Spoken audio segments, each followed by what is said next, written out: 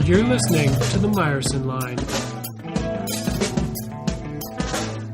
Life cycles, bicycles, fast lines, and hot takes.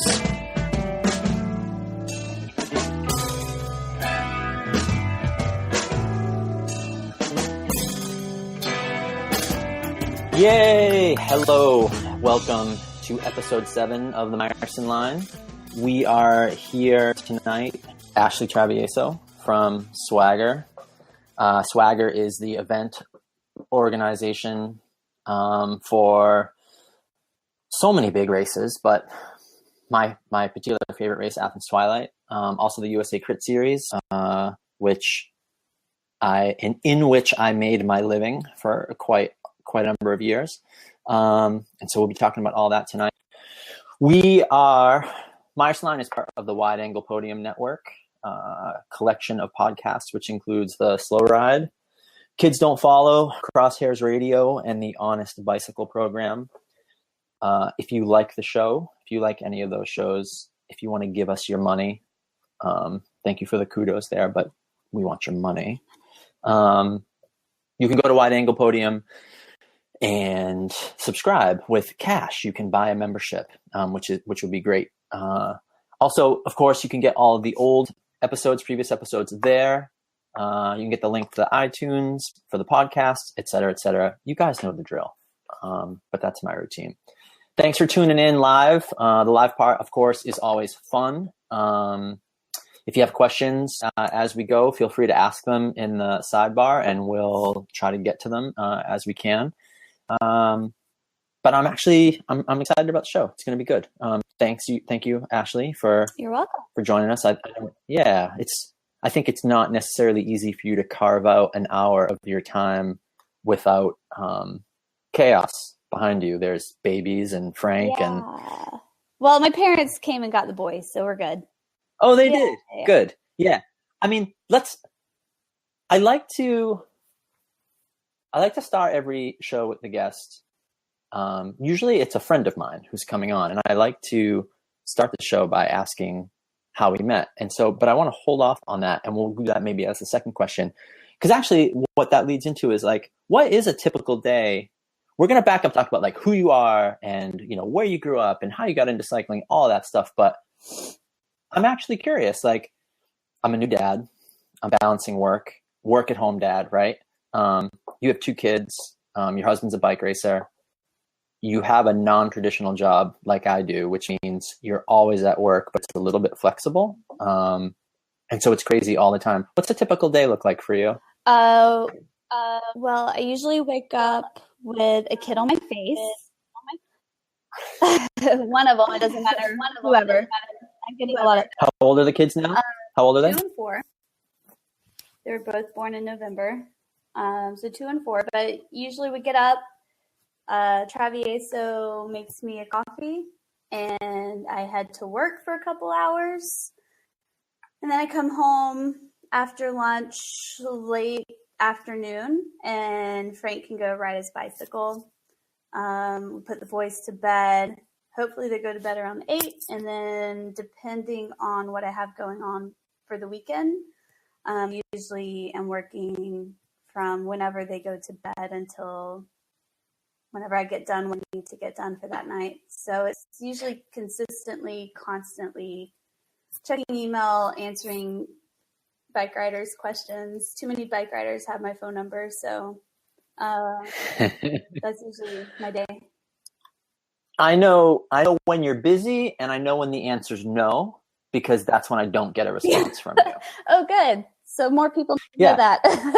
I don't even get mad. If I don't get an answer right away, I'm like, okay, that means she's not answering me because she's got to say no, and she's got other shit going on that she's got to say yes to and act on, and she's going to just kind of ignore this one. And I don't even get stressed about it because I know what that spot is like, and I know you well enough, we're good enough friends that I'm not she's not avoiding me. She just has more work that she can finish, and it's easy to skip that email. Yeah. And you think I'll get back to him by the end of the day. And then a week later, I'm like, hey, I know that routine.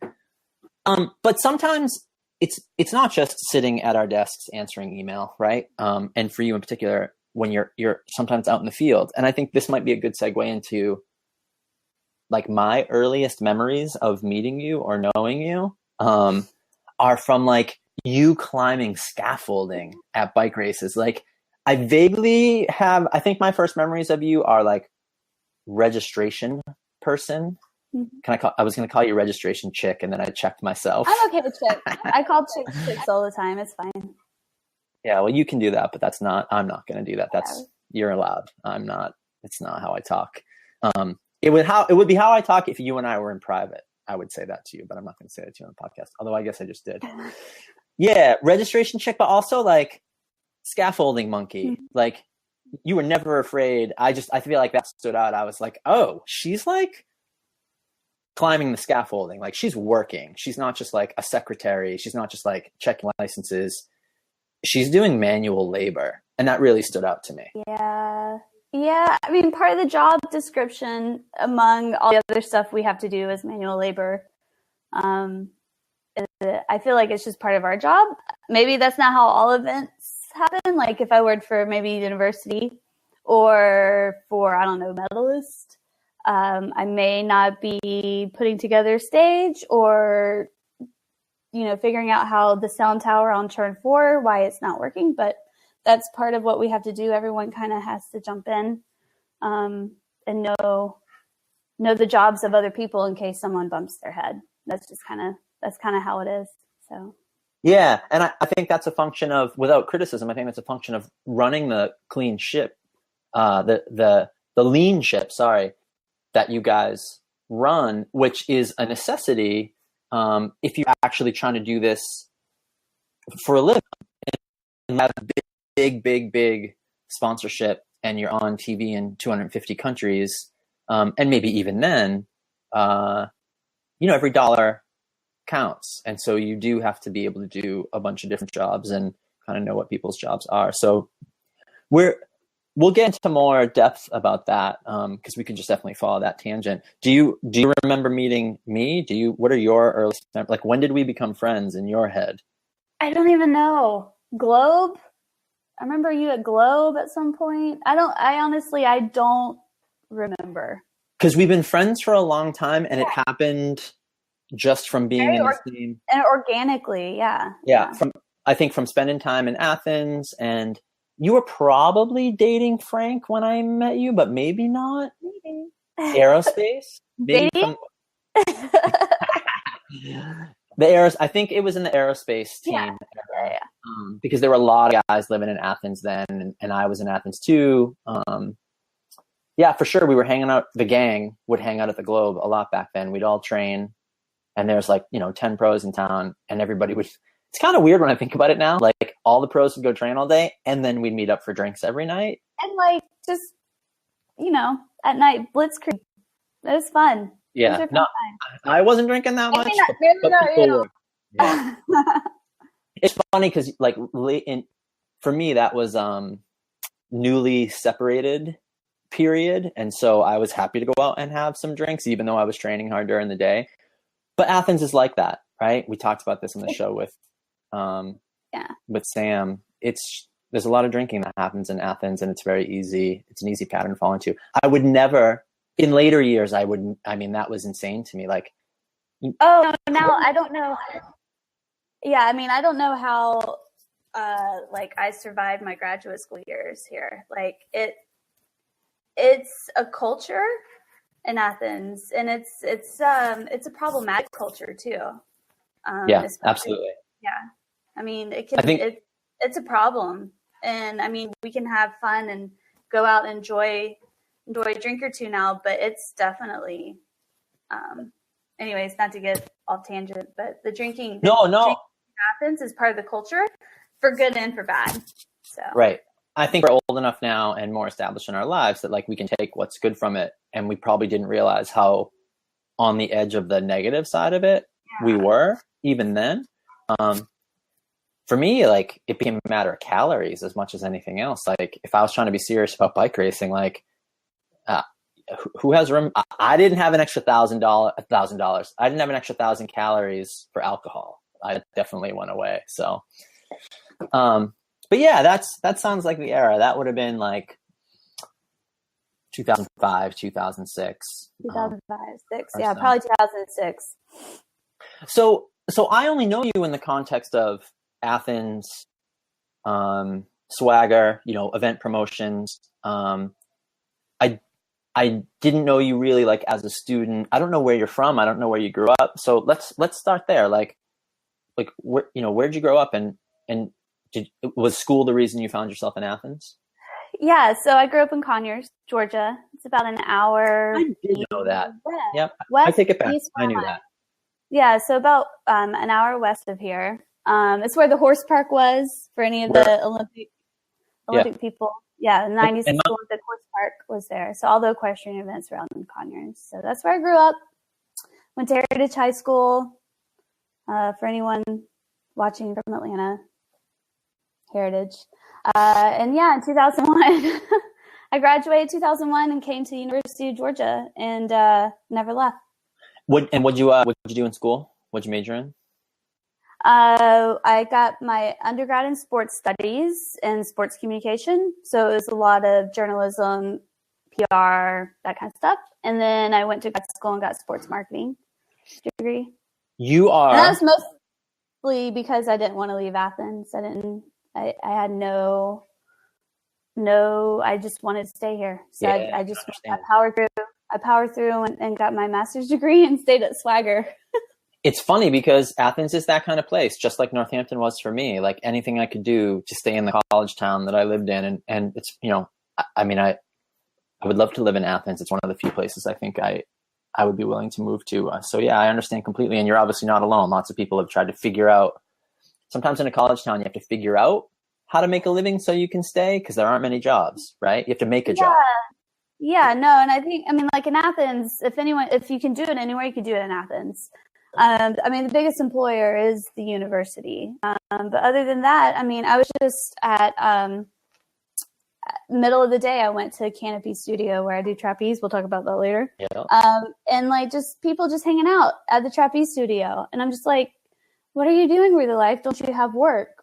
You do. It's just non-traditional, like you said. Earlier. Yeah. And I think when the cost of living is low, you make this decision like, I might make a little bit less money with my career choice, but if I can keep my cost of living low, I can make space for these other things that make me happy. And maybe I don't have a retirement fund. Maybe it takes longer before you buy your first home. Postpone some of those things, but you're trading them for a quality of life that I think you find, especially a certain type of that in college towns, and Athens is one of those places that really offers that, I think, in abundance. That's why I like it. Interestingly, you are one of the few people who actually ended up with a job in their major. I know. How did that happen? Yeah, I know. But actually, I'll let you tell the story, but I think it's actually kind of obvious how that happened, because you certainly weren't the first Swagger intern. Gene has been putting this race on for 33 years. 6. This was the 30, I don't even know. 1980 is when the Twilight started. So that's 37. It was the 37th time it happened. So the 36th anniversary. But so I did my first Twilight in 92. 92, I think. Yeah, 92 is my first Twilight. I've seen a lot of interns come and go, Ash. You're the one who stuck around the longest. I did. Yeah. And so at some point you obviously went from like, I assume you tell this part of the story, but I assume you ended up working for Gene. And for those who don't know the backstory here, we're making assumptions here, but Gene Dixon is the owner of Swagger and the owner of the event. Did you start working for Gene as an internship, like related to your major?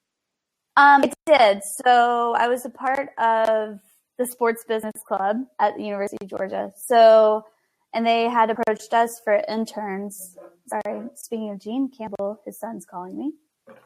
Well, because Gene knows where to find free and cheap labor and college intern. Yeah, well, there's a whole network of intern just within the university. I mean, we have 35,000 students we can draw from. So it's a little unfair when other people are trying to find these internships. And we're in Athens and we have an abundance of people. Like, I think we had about 10 or 12 this year, interns that worked on the event. We lost you for a little bit there. Are you there? Hello? Yeah, you're back now. And the people viewing might have been able to see both, so it's hard to know what got recorded. But for me, I lost about 10 seconds of that. Okay. So if you want to back up to when Jean's son was calling you. Oh, yeah, so he called me. Cheap and free, I think cheap and free internships is what we're talking about. Yeah, that's, yep, exactly. And I was just saying, we're a little at an advantage in Athens because we have a university that has 35,000 students, all eager to get experience. And with probably about 10,000 of them that know the event. So we had about 12, maybe 10 or 12 interns this year working on the event. So yeah, that's how I started out as an intern back in 2004. We went to lunch with me and a couple other people and Gene at the time and his marketing person, Linda DePascali, who was one of the original people that helped find the money for the event in 1980. So yeah, we went to Porterhouse Grill and I had a free lunch. I'm like, this is great. Where do I sign up? You told me that story via text when we were talking earlier, because I was just kind of getting some of that background. And I thought that was such a classic. You said that he bribed you with a free lunch, and you also said boys with shaved legs and spandex. I had no idea. I'm gonna make you own that one. I had no idea what was happening my first year. I had no idea. I was like, I'm for those who don't know, I don't have a cycling background. I don't even think I watched the Tour de France ever. I think probably my first memory of the Tour de France was watching Pee-wee's Big Adventure in his dream sequence. Like when he pictures himself winning the Tour de France. Like I had no idea. I don't think I've ever been to the Twilight before I started interning. So it was, I don't know, it was something that I did on a whim. I thought it was really interesting and it kept me into a downtown event that I really wanted to be a part of. So yeah. And it was weird. You had obviously interest in sports and sports marketing, else you wouldn't have picked that major. I mean, there are other, I think it's a major, my degree is in English. It's a major similarly that sometimes people pick because they don't know what else they want to do. Whereas I picked it because I knew exactly what I wanted to do. I wanted to study literature and I wanted to read and write about literature. And even though I got sidetracked, that was the track that I was on. And I think same for you. You didn't pick it because you were lost. You picked it because you were directed. Absolutely, yeah. I mean, when I first started, I have a background in gymnastics. I did it for, 15 years. I don't know if Frank is with me. And he's laughing. So I don't know if he's laughing at me or laughing at Facebook. It's not Frank's time. I know, right? You'll have your turn. Yeah. Have your turn. Yep. Later. Okay, stop. No, I was a gymnast. I was a gymnast growing up, and but I wasn't good enough to do it in college. Collegiate gymnastics for the women, at least, well, and for the men, is very competitive. And the Georgia gymnastics team actually has won 10 national championships, so it's a big deal. Anyway, so I did have background in sports. I was a gymnast. I knew I wanted to do something. I really wanted to do something with gymnastics. And I was kind of honestly thinking about maybe going into television or commentating or something, telecommunications, something like that. And I kind of fell into loving doing events and putting events on. So. Yeah. And as part of your gymnastics background, this is unbeknownst to me, apparently, I didn't know about your background as a Georgette. I knew about the aerialist stuff, and we can talk about that too, but we can't not talk about being the captain of the cheerleading squad. It wasn't and I know you're going to kill me for I know, yes. that was intentional. I called it the cheerleading squad on purpose. Okay. But no, but I want to talk about it. Yes, I want to tease you about it. No, I love my time as a Georgettes. It's important, actually. Like, to be serious for a second, I want to lead you out here. It's important because for people who don't follow college football, and I'm one of those people, I am still well aware of what football means at UGA in a place like Athens. And so to be part of that advertising machine, let's say, or entertainment vehicle, to be a Georgette is a big deal. It's a big performance, right? No, it is. And, when I was in high school, how I got started, so I was in high school and actually was on the flag line, the color guard. So, flags, and we had dance team, and I was on both.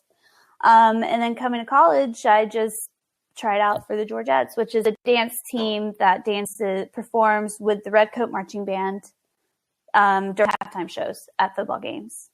And before, I think their budgets got cut a lot. We went to, all the home games, most of the away games. Georgia-Florida game is a big deal. And I'm sure maybe you have no idea what that is, but it's... No, ma'am, I don't. Google it. Yeah. Google it. But yeah, no, it's probably the best 5 years of my life. I mean, people say college is the best years of their life, but I think a lot of that has to do with being a part of something that was bigger than just myself.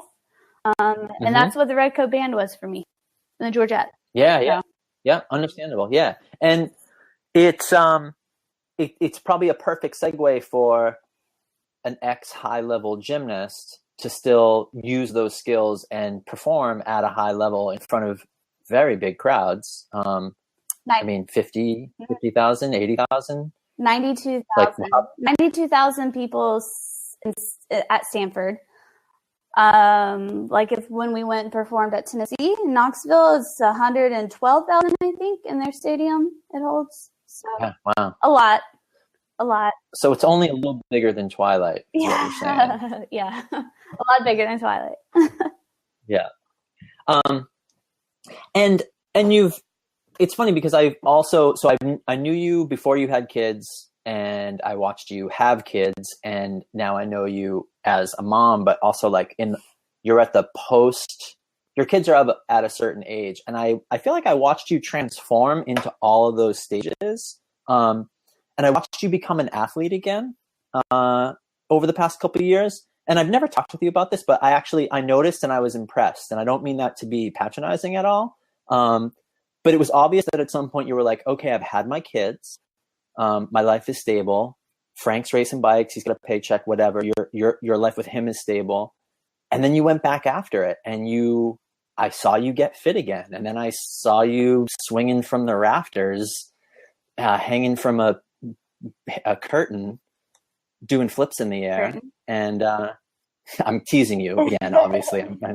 I forget, again, I talked about this in the llast show, that my sarcasm is too deadpan. I got to make sure people know that I'm kidding. Yeah, you know when I'm teasing you. Yeah, but no, honestly, it's impressive, and I have other friends that do it, and it's actually quite popular. Yeah. There are places to do it. Yeah, and we're super lucky in Athens. So, we used to have 2 trapeze places. One was a flying trapeze, and that actually just closed down. It's sad, but Canopy Studio, which was started back in 2001 maybe, by Susan Murphy, who's actually down in the lowlands of South Carolina or Georgia, has her own little private studio now down there, but and retired.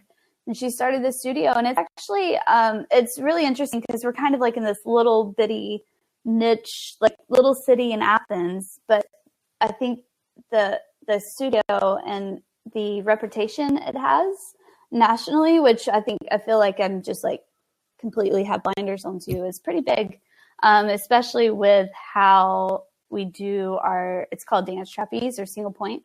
So it's really fun, and it's an outlet, and I get to perform, and I get to hang from the ceilings from curtains. So it's pretty fun. Yeah, it seems like, your job revolves around enabling other people's athletic performances, and plus you're a mom and your husband's a racer. And so you have a caretaker's job, at work, at home. And then this looks like this thing where you get to go back and be like, hey, I'm an athlete too, and a performer. And here's again, like a place for you to use your gymnastics background and your Georgette background and still get to express that. That was my impression of it. Yeah, no, it is. And I always say it's cheaper, not to kind of push this to the side, but it's cheaper than therapy. A lot of times, of times, a little bit funner than therapy, maybe. So it's definitely my me time. And there's a lot of women who have come back from having children and are doing trapeze, and it's a wonderful place. It really is. We're very lucky to have it in the community. Yeah, and I'm surprised at how popular it is in like every city. Like it's a thing. Yeah. It's not a. I mean, yes, I suppose it's still a niche, but it's almost mainstream at this point. It feels like so. Yeah. Well, and so that ties into you like climbing scaffolding, and I remember you being pregnant and climbing scaffolding. Yeah, that really smart. that never happened. Nah, but you were working hard, and Sarah Bresnik, who runs the Boston Mayor's Cup race, you probably are familiar with Sarah. You've talked to her before. Yeah. She is also my event director for the Victoria Cyclocross series, and so she's the one who shows up on Friday and makes sure all the banners are hung. And ideally, she shouldn't have to climb any scaffolding, but she was marching around there last 2 years ago when she first took it over, very pregnant. And then last year, she was out there with the baby in the carrier, wearing the baby, and nursing probably no one knew. Yeah, probably. It was very impressive. And, it, let me know like, okay, here's what's possible. My kid comes, like, this is how hard you have to work. It's not a death sentence to become a parent. I think that's what people need to know. It's not like you have this kid and all of a sudden you're chained for life. Yeah. Anyway, you know that. No, we know that. Well, I don't necessarily know that, but I have watched you and Frank. Yeah. I think you and Frank have done a great job of, Frank is still racing at a high level. You have a job. You have 2 kids. You have some balance. I see that it works. I'm obviously at a slightly different point because it was time for me to end my career. Frank's younger than me by, I don't even know, not 10 years, but he's certainly younger enough than me that he still has a lot of high level racing left, where it was, time for me to stop maybe. So it's a little bit different because I'm just trying to find like mental health. Like you said, it's your therapy and it's your escape. I'm trying to ride and race enough to be happy and be good at everything else that I do because I'm not depressed, right? Like that's. Yeah. And I can see, that's a big change going from traveling, taking care of a bunch of kids on the road, because that's what they are, 18, 19, 20-year-olds, making sure they get in the van, making sure they have their chamois and their helmet, because I can imagine someone left it. I don't know who. They're better than that. No, they're better than that. But no, you can make those jokes. It's true. Going from every weekend road to hanging out. You and Flynn hanging out at home. Now what, dude? Yeah. So I think carving out enough time for yourself, for any parent. Not just anyone going from being an elite athlete to stay-at-home dad. I think any parent, even if it's, an always stay-at-home mom or someone that, was in the workforce and decided to come home, I think you have to balance it out. So it started with just like a little bit of childcare here and there. First, so I could get some work done, but then just so I could just get on my bike. Janice gets home from work at 6. I have a sitter who comes at 4. That just lets me get on my bike a little sooner. But now this week, Janice started going to exercise class after work. That is a huge step for her, and one that I'm sure you can relate to. And I, like I told Janice, if we have to pay for an extra hour of babysitting, like that's worth it. Yes, let's do it. Right, exactly. It's it's 10 hours of childcare that we're not paying for because I'm a stay at home dad. Like I'm happy to spend a little money so that you can have some time for yourself as well, because she leaves to work at 7:30 in the morning. She gets home at 6. I hand her the baby and run out the door. Like, where's her break? Where's her exercise time? And then she's kind of the primary caretaker till bedtime. anyway, you've been through all that, and so I'm in the middle of it. You're just watching me, laughing at me like everybody else. Yeah, I know exactly. Yeah. Well, I found solidarity or whatever in the fact that I'm not the only one going through it, and I'm not going to be the only one going through it now, yesterday, today, and in the future. So there's a community, I'm sure, around you of people that are in it with you. And anyway. Yeah, sure. Like, I was talking about coming down to Athens. It was really tough for me to miss this year, and you and everybody else was just like, no, just leave the baby on the stage. And the thing is, I knew you guys were serious. Well, yeah, just put on, the baby headphones and like, we have the baby headphones. And the it'll be fun. Frank came with me on the road a lot. We went to nationals in Augusta when it was hotter than Hades, and he was on the stage with us, me and Kay, doing timing.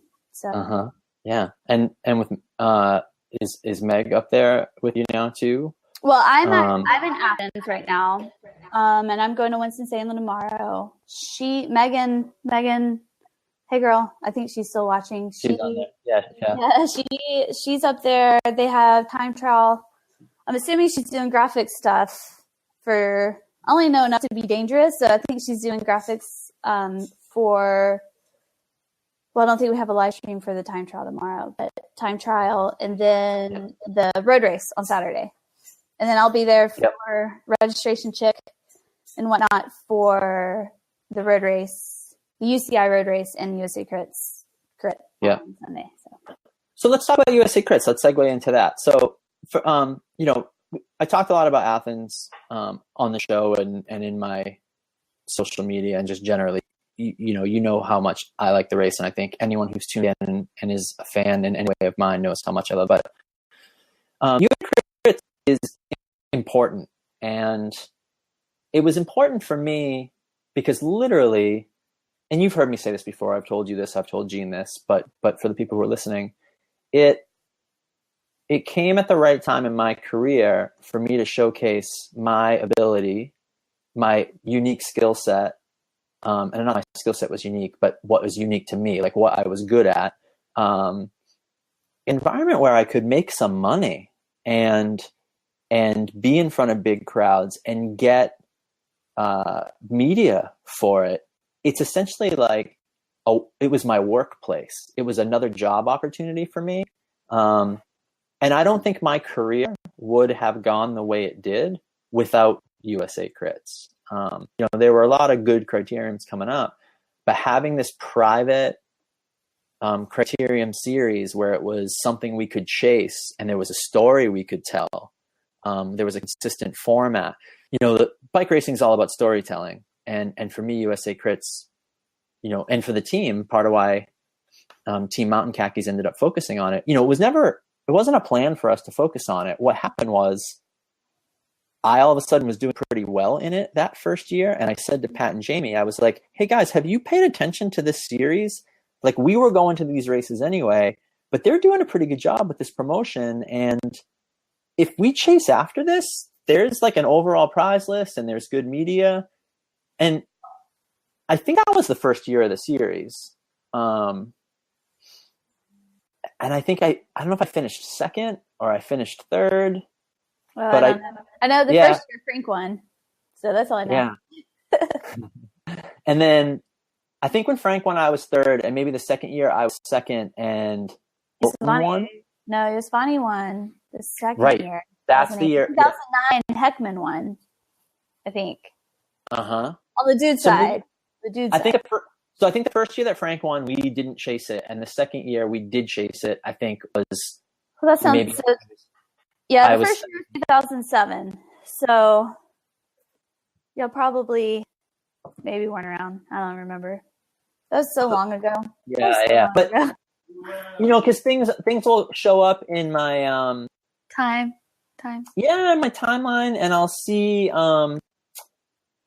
podium pictures from like Vegas. I got second or third at the Vegas crit that year, and it was like me, Hilton, and Aldo Aleshik.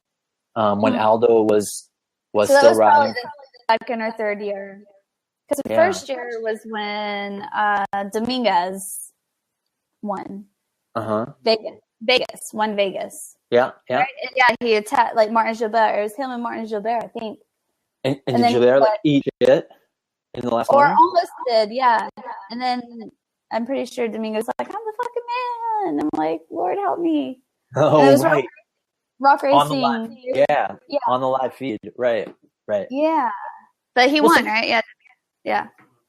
But so it turned into this thing where you were like, oh, like they were doing it. There's live feed, there's publicity, there's something to chase after.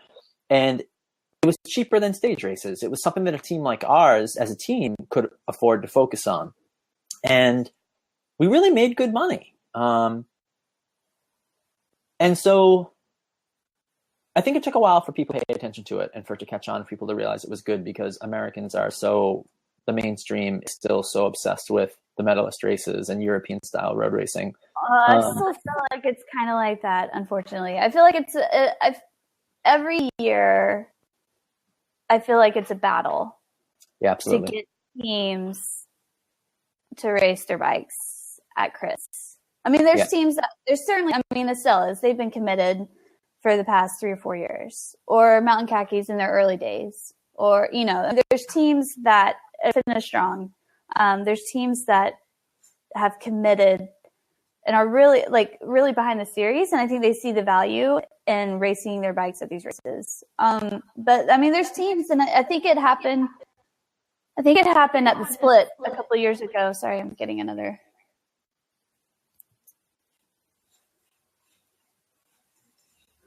I think it happened at the split when the NRC became NRC and NCC.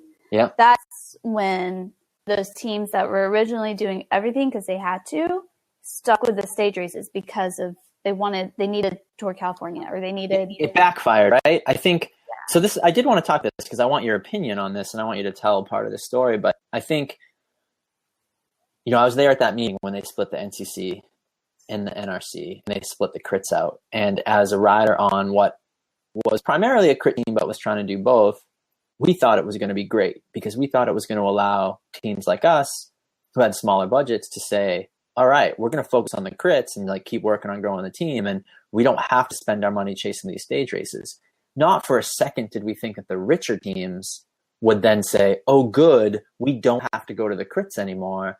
We're going to continue. We're going to put all of our money into the roadside and like hire better riders, and because all we care about is getting into California and Colorado, and you know, and live television. I always use that phrase, 250 countries, because that's like, you know, Tour California, Colorado, Utah.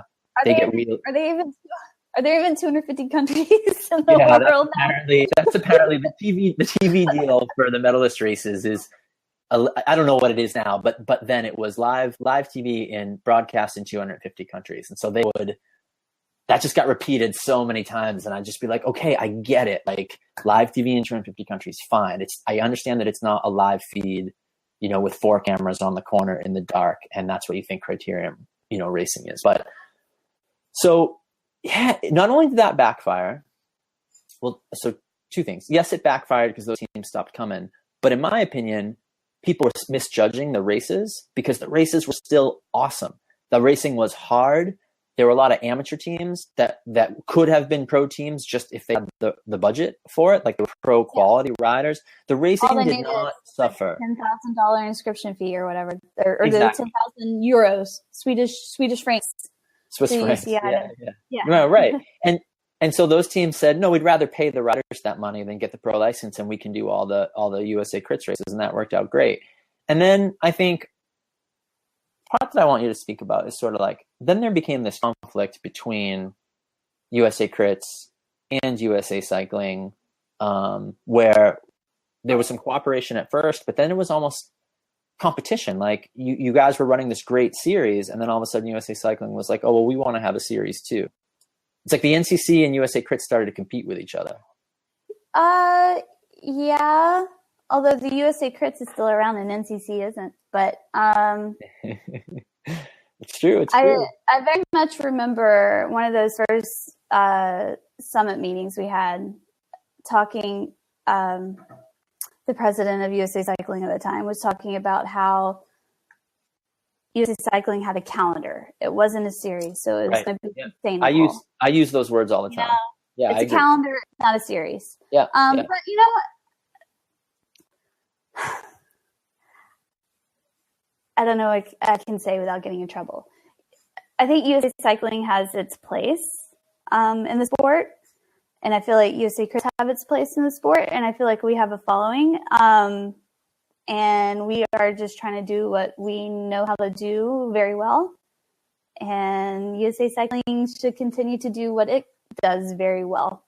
I think I'll leave it at that. Yeah, very diplomatic, and I also think there's enough change at USA Cycling now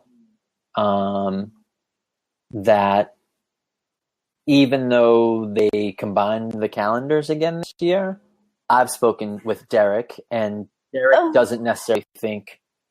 Derek took his direction from the race directors, from the team directors. This was a change team directors wanted, but I don't see them. They're not supporting the crits. They combined the two. No, they're not. But they didn't. No, they're not. They're not. Because you're used to going one way now. Why go the other way when? I've seen a little bit of extra turnout. I saw like Jameis went to Dana Point. Well, Ruben. I love Ruben. Ruben actually stayed with us for a couple years ago, last year, 2 years ago. And he won the first 2 USA Crits races. And he really wanted, instead of going, sorry, Dana Point, we love you, but instead of going to Dana, he really, really wanted to come to Charlotte, which I guess is good he didn't come since the race had to get canceled from the weather. But he wanted to chase the USA Crits. He was psyched about it. He's psyched about it. He was in the lead, and he was invested in the series. And I tried to hardball Sebastian at a Cuban birthday party for like a 2-year-old when I saw him in Miami a couple of months ago. But, Sebastian, for what it's worth, I know he has a very limited budget at Jameis, and he does. Though, right? Like he's not against the crits, but he's very like, I just don't have the money for it. He's very sympathetic, and he knows what his riders want to do. I mean, Frank raced for Jameis several years ago, so I feel like of all the team directors, I feel like Sebastian I can kind of twist a little bit more maybe than other ones, and he's very sympathetic. He also has to do what his title sponsor needs him to do. Yeah. And he needs to do that with the budget he has. So that means doing the stage races. Right. And I mean, that means doing the stage races in order to get into California. And they were arguably the best team leading up to California, at least domestically. And we still didn't get in. So it's hard. Right. It's a hard world out there. I actually forgot that they didn't get in until you just mentioned it. They didn't get in, and they won all the stage races they needed to, and they had the bet. They lost on the last day, but I mean, you know what I mean. Like they were the most animated. Stop laughing at me. Yeah. Okay. Tell Frank this isn't his show. He needs to shut up. The peanut gallery. Yeah, I know. But I mean, but they were, of all the teams, they were the most animated, and they held the jersey for the longest. I guess maybe they didn't. It's a tough world out there. Well, we all know that in order to successfully get into the races, you have to activate some sponsorship, and what sponsorship you activate with the medalist races definitely impacts whether you get in or not. So who knows what? You never know. It's never just sporting reasons. There's also. Yeah. We won't get into the payola system now. I won't make you talk about it. No, it's okay. I mean, it's unfortunate. And I mean, that's kind of how it is for continental teams in the United States. If you want to race in those races, you got to pay. Yeah. And on one side, you're pro for this race, and on another side, you're Devo, or you're a development team, or you're not pro, you're an elite team, so you have to pay to be able to get into it. But yeah, we don't have to talk about that. Yeah, we could have a whole show on that secret entry fee system.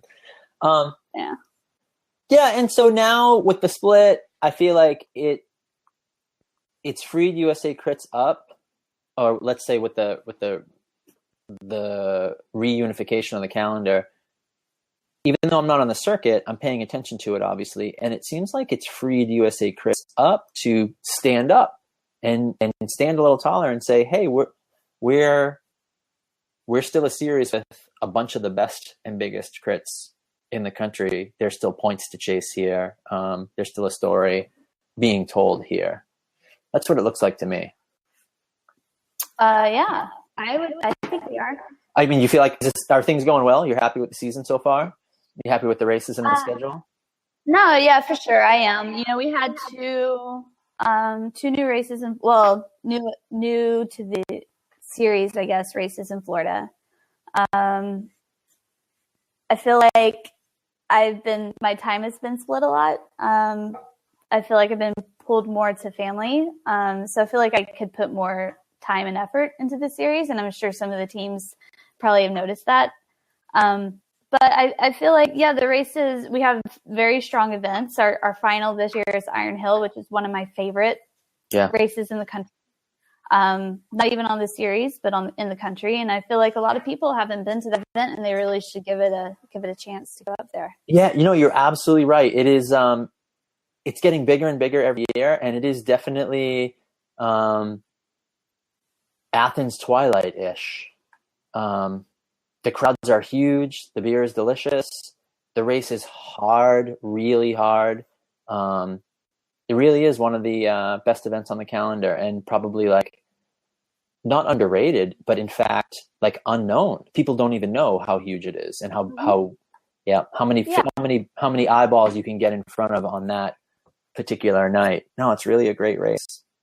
No, it is. I mean, it's very similar. The community is really behind it. The Chamber of Commerce from day one has been the owner of the event and has been 100% invested in making sure it grows. Their title sponsor, Kevin Flynn at Iron Hill, has been a superhero. Great. Yeah, I've heard him on the mic, announcing his sponsorship for one year he was like, we're going to sponsor the race for the next 10 years. And everybody went bananas. Yeah, well, that is exactly the case. But yeah, I mean, the people in the community are invested in making, and I think that's how all of the successful events, the really good, successful events, the long running events, are because the community gets behind it, gets invested in it. You can't ask for permission. Forgive,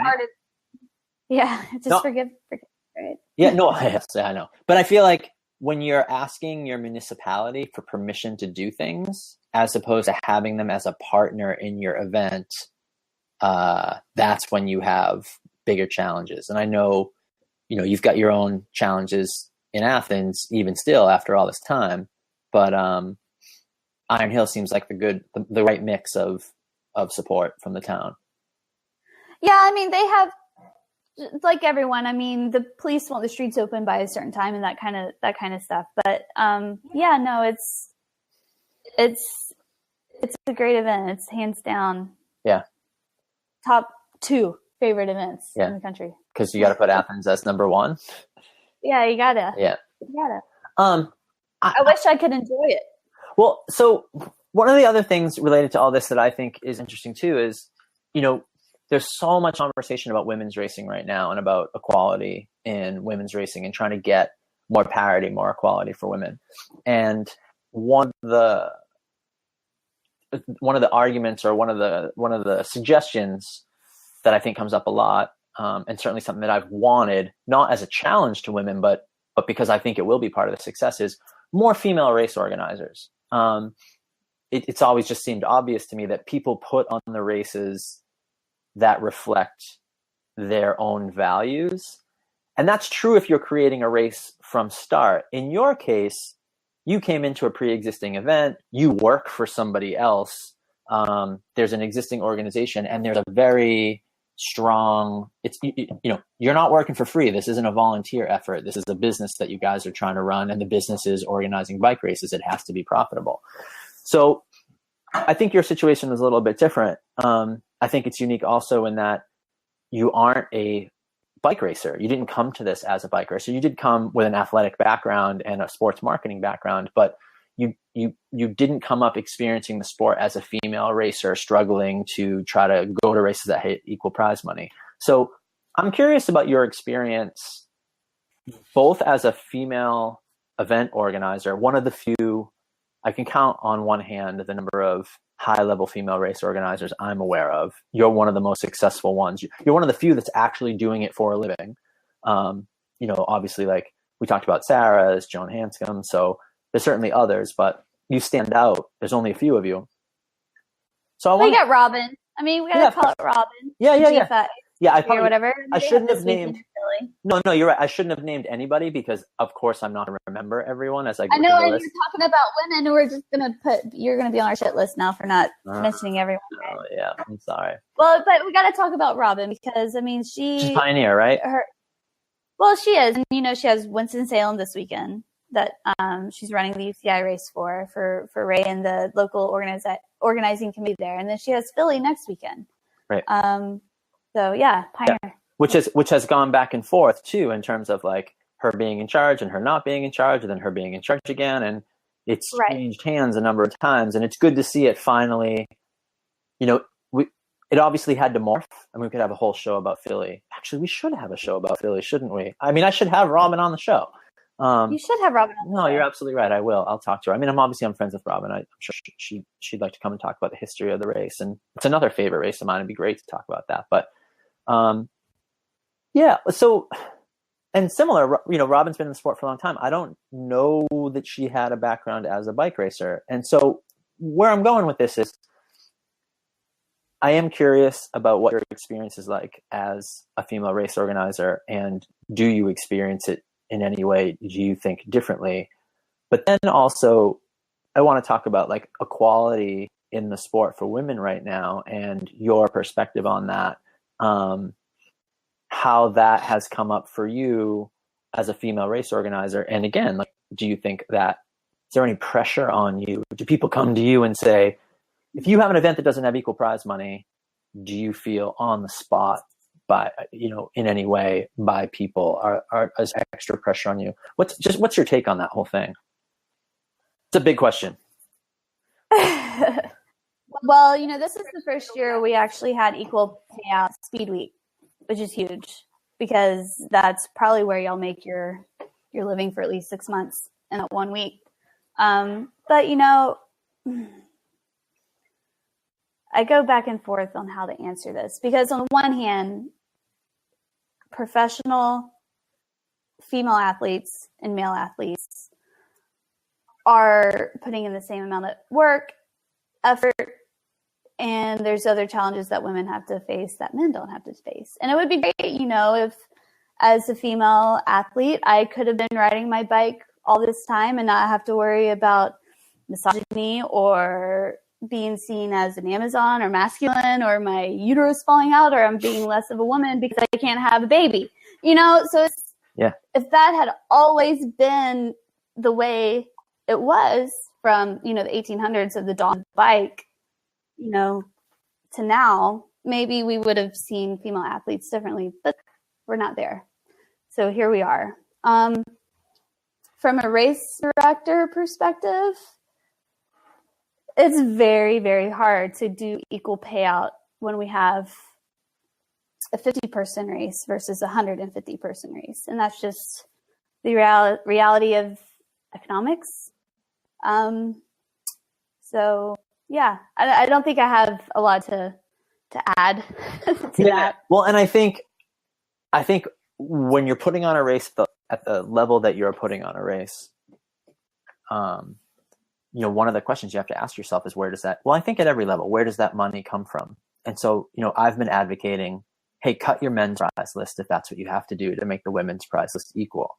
But then if you're trying to meet certain standards, if the men's race is the showcase of your professional event and the moneymaker, and it's where the big numbers are coming from, that is a big ask on a race organizer to do, especially if you think, let's say you have $10,000 for the men and $5,000 for the women. If all of a sudden you equalize those to 75 and 75, do fewer men show up? is your race less prestigious because you're only paying $7,500? All of a sudden you lose publicity and marketing exposure? Do people take your race less seriously? Those are kind of rhetorical questions. Yeah, I think I have an interesting perspective, because then I'm like, well, now I'm paying my husband less when you start cutting. And I don't think, and I think it's kind of the same questions that are being asked, like in collegiate athletics with Title IX, like, one way to comply is to cut men's athletics. And I don't know if that's the answer. I mean, I feel like that's the easy way out at a race like Athens that, for better, for worse, we struggle to get the budget to where we want it to be. I mean, adding that $5,000 or whatever to a women's prize list. I lost you. Let me interrupt you. Sorry, I lost you for a second there. So you said at Athens, you said you struggle. We do, and I mean, we're not the only ones. I'm sure everyone struggles. I mean, it's not like we're special. Yeah, but I mean, the rest of that I lost. So you were. Yeah, well, we struggle. I mean, we struggle to meet budget. Yeah. Okay. Every year, it's we have a big animal right down the road, the university, where it'd be great if we could ticket the 30,000 people that come and watch the race, but we don't. And well, technically we can't. Right. With how the permit stuff goes, you can't. It has to be a free event. So the struggle to get to budget and then either cut the pro men's list is a tough ask, I feel. But I mean, I also see the strong importance to pay the women equally. And you could probably ask Gene whenever you have him on your podcast how many times we've gotten to fisticuffs about it. I can only imagine. Yeah. Well, and they did that obviously with the NCC. It went from 15 for the men and 75 for the women to 12.5 and 12.5. And so, or is it just 12? It's straight 12 now. Yeah.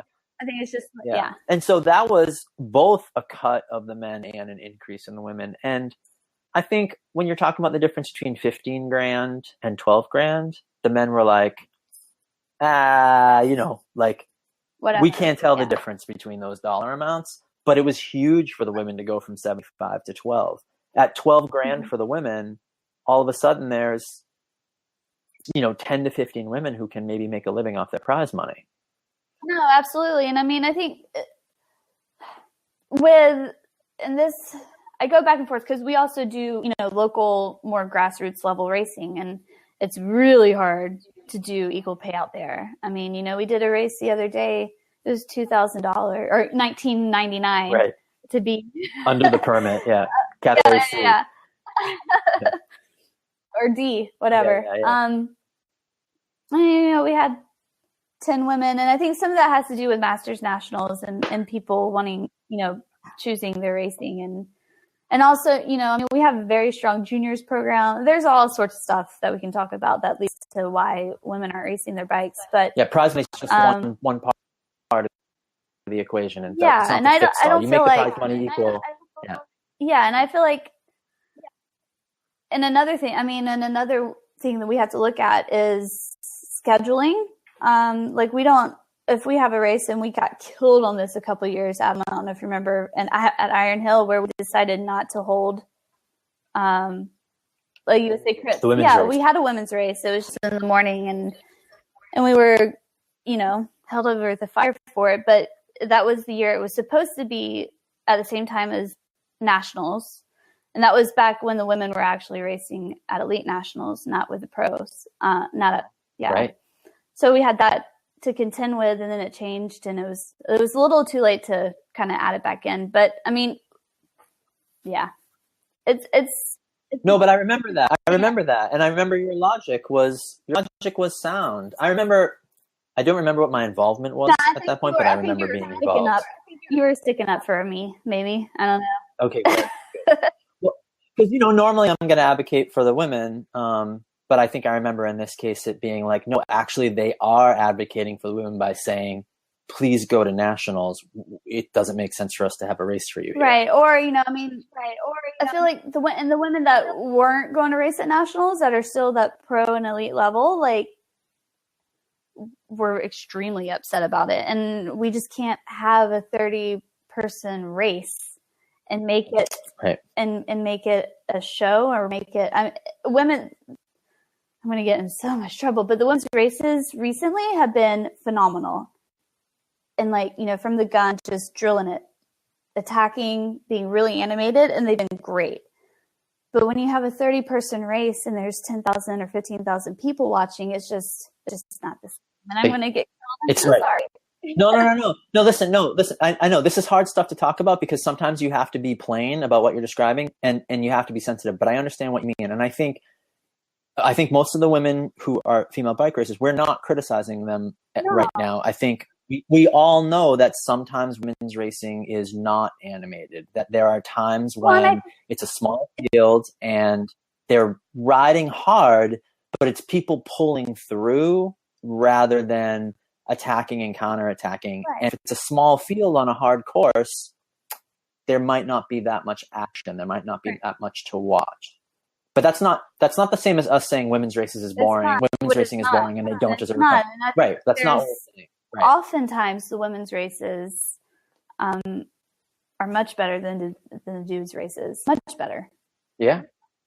It's happened in cross too, because that was a big thing with cross for a while. People were like, oh, the women's races are boring. And then all of a sudden you get a couple of guys in the men's race who dominate the race and the men's race is boring. And then the women are evenly matched. That's why women's tennis is great to watch, because they're not destroying each other on the serve every time. There's actually volleying happen. There's a match you can watch. Women's basketball has so much craft and skill because it lacks a little bit of the power that the men's game has. It actually makes it more entertaining. They pass the ball. They run set plays. It's actually like fun to watch. So sometimes it can go the other way.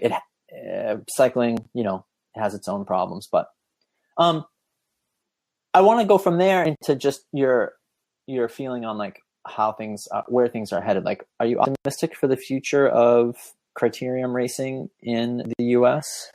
Where do you think we are going? How are you feeling? Yeah, I mean, I hope so, or else I'm going to have to find a new job.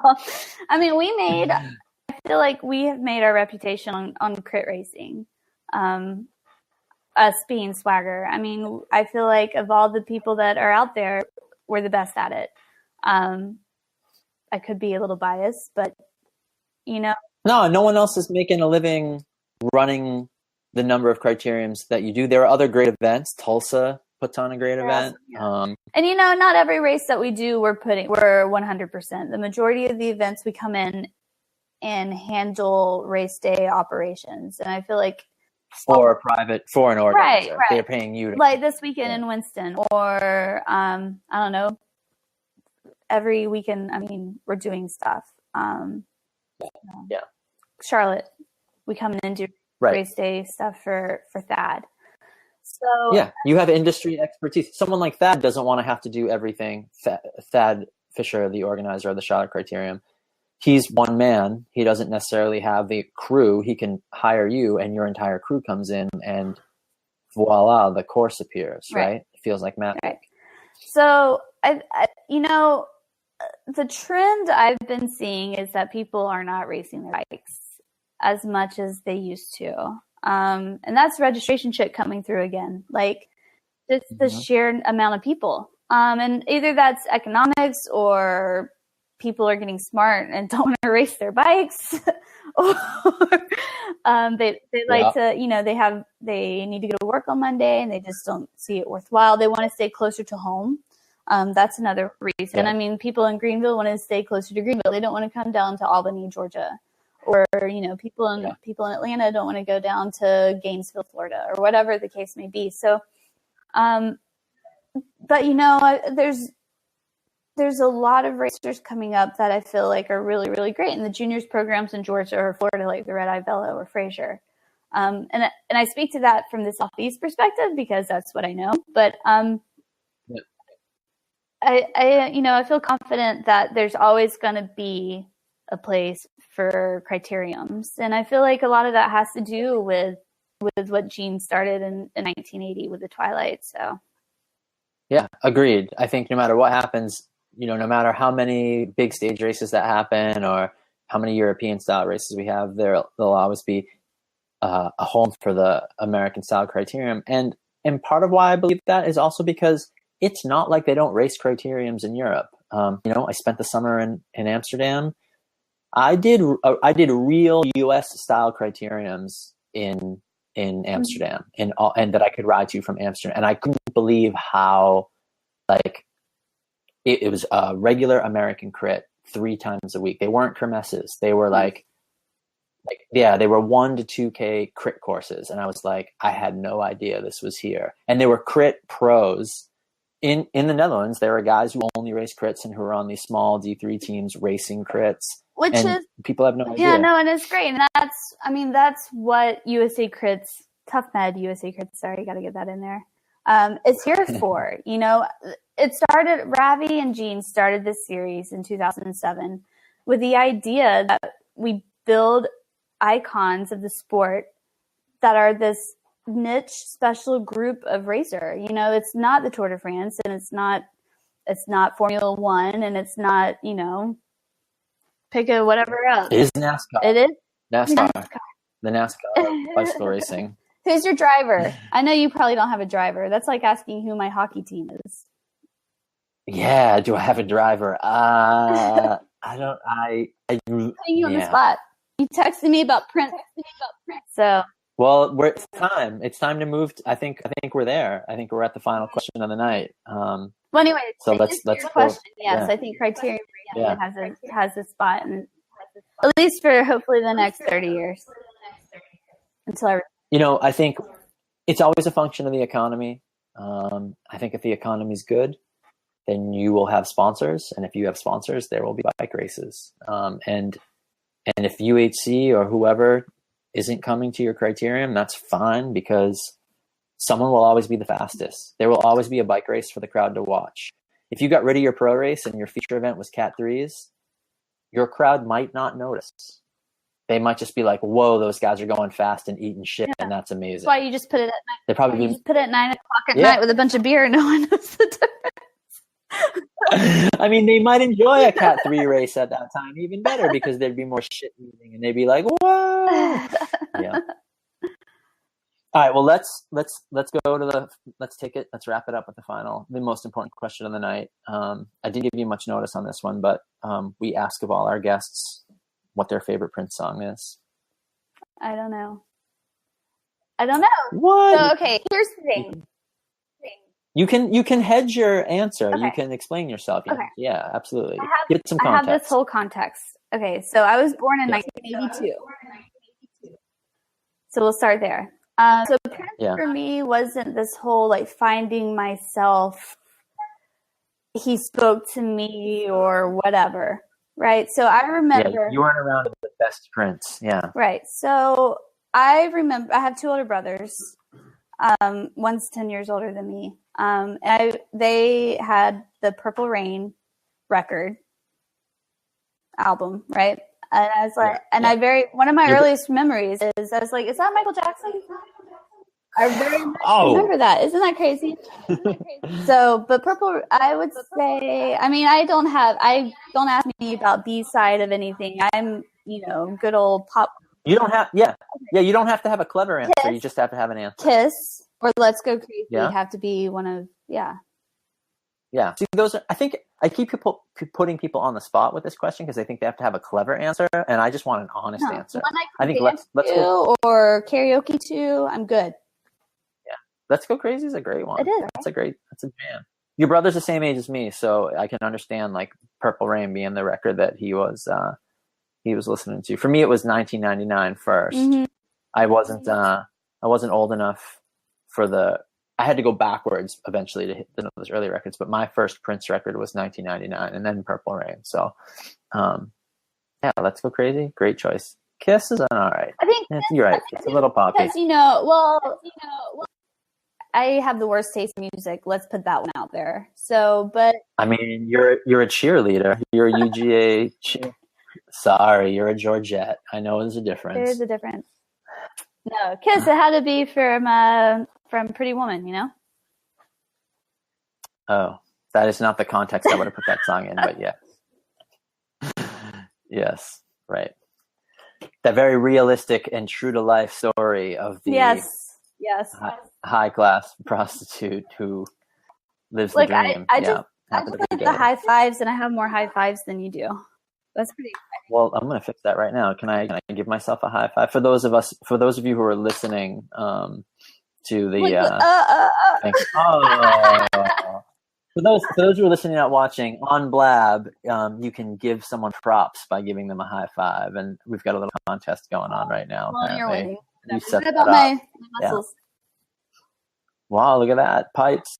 Can't see that in the podcast. You gotta be here live for that kind of action.